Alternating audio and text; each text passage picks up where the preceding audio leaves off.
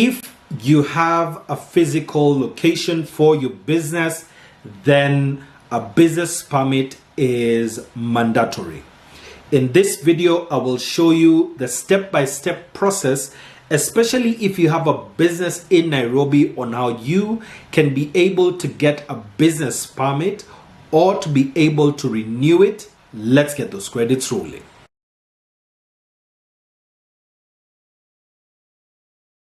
So if you have a business, then the site that you need to go to in order for you to get your single business permit is in the description below, and I'll show it right here. That's the site that you need to go to in order to follow this video to the end. So let's jump to the computer and then you can be able to see the site as we get our business permit. So the one good thing with this site is that you can be able to check and do a number of transactions on the site.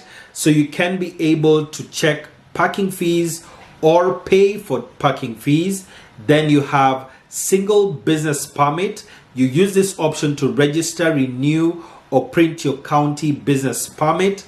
Then if it is rent, if you need to pay your house or stall rent, land rates. If you own land in Nairobi, you can be able to pay for land rates here. Then county bills. If you are not sure exactly which bill exactly it is, then this is a link to actually go to. Then if you are a food handler and you need a handler's certificate, then you go here. If you need a food hygiene license, then this is the way to go. You register your business for corporate services.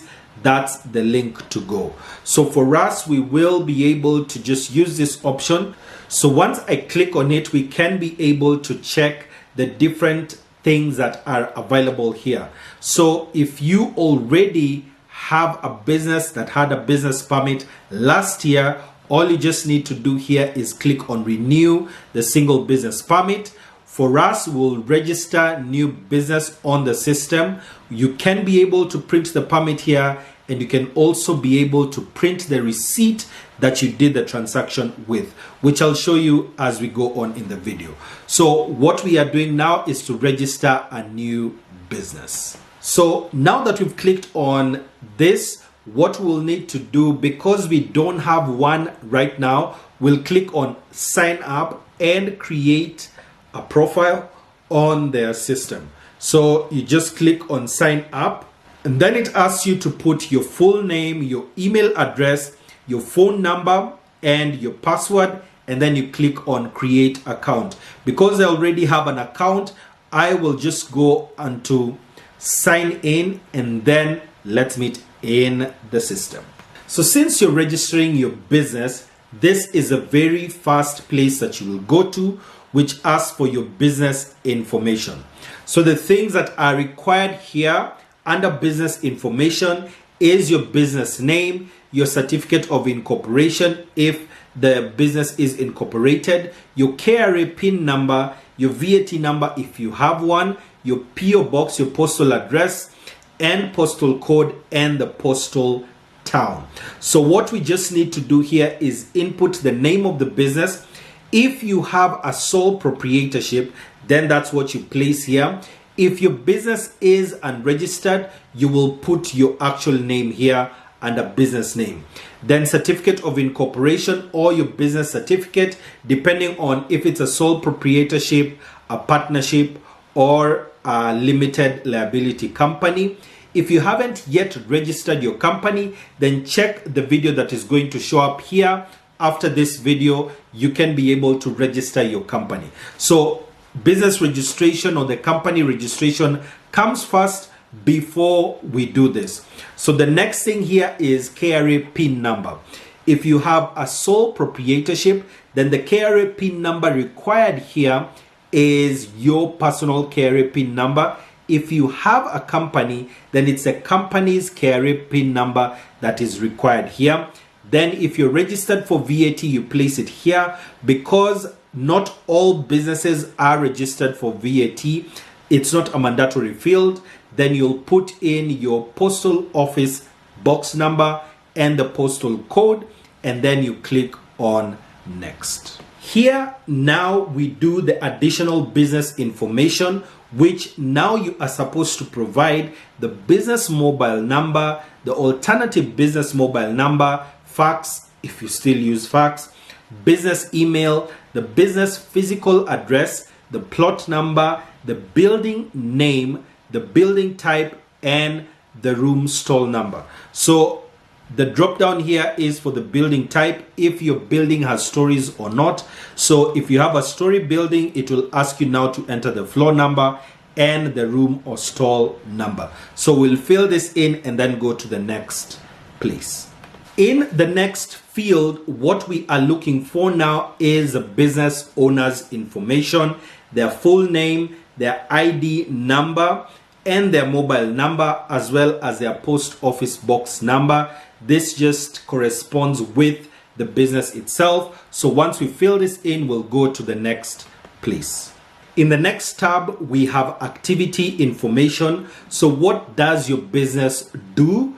The size of your shop or your business premises, the sub-county where you are, the ward where you are, the business activity that you do, the subcategories, number of employees, size of the business, and the payment plan. Usually here it's yearly, so that's the first thing that we do. So we fill this in and then we'll be able to go to the next. So the first thing that I want to show you here is on business activity.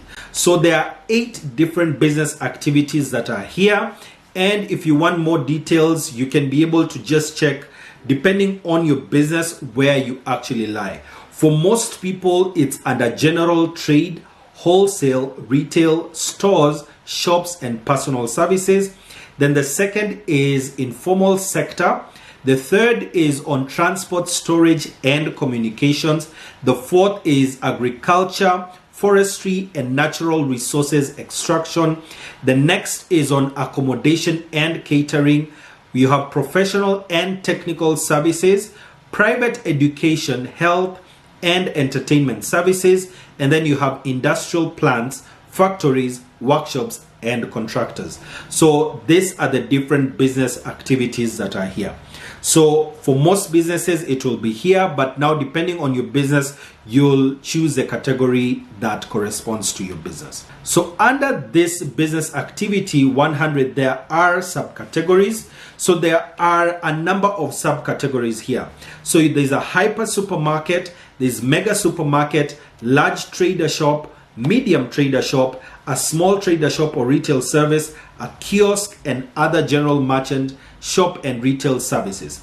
So the difference here is you will pay a different amount depending on the size of your business. This is a good thing because you are able to start your business as affordably as possible, and depending on the size of your business, that will determine how much you're supposed to pay. So here we'll start with a kiosk. For a kiosk, the permit fee is 4,000 shillings at the time of the recording of this video. If you have a small trader shop up to 4 employees and it's less than 50 square meters, then you are supposed to pay 5,000 shillings a year. If you have a medium trader shop with 5 to 20 employees, then you're supposed to pay 20,000 shillings a year. Then if you're doing a large trader shop with between 21 and 50 employees, then it's 50,000 a year. And if you have a mega supermarket or wholesalers with 50 to 100 employees, you pay 100,000 shillings a year. And if you have a hyper supermarket with over 100 employees, you pay 150,000 shillings as your business permit for the year. So in our case, and for most of us, it will be a small trader shop or a kiosk. So a kiosk is a light or temporary construction less than 5 square meters. So for most of us, it's here. Then you place the number of employees and you place the business size. Here we say small, and you indicate your sub-county and ward, and then we go to the next place.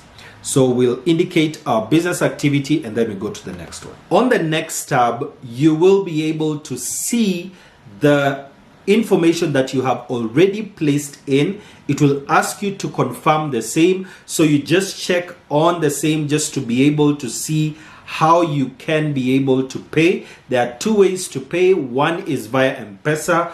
Just make sure that you already have the funds on your phone, because once you click on pay, it will bring a pop-up on your phone and you'll just need to put in your M-Pesa PIN and you will pay.